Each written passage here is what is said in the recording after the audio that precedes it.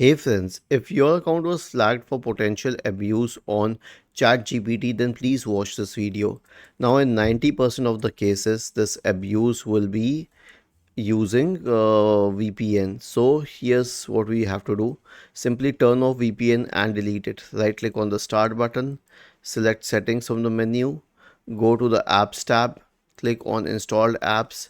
If you find any VPN related app here, right click on it, select uninstall and remove it from your system. Okay, this is necessary.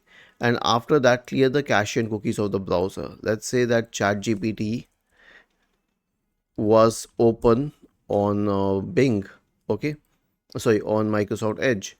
Then simply click on these three dots here, select history, click on the bin symbol here, then select the time range as all time and click on clear now. And the last one is to sign up with a new email address. Now, why am I suggesting you to sign up with a new email address? Because see, if your account was already flagged for potential abuse, then there's nothing you can do. Ideally, one would contact the parent company, but there is no way to contact ChatGPT. They won't listen to you. There's no person at the other end listening to you.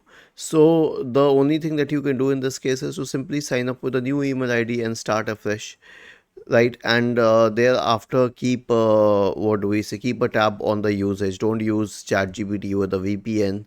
Do not search for any illegal stuff like how to make a bomb and all of that stuff, right?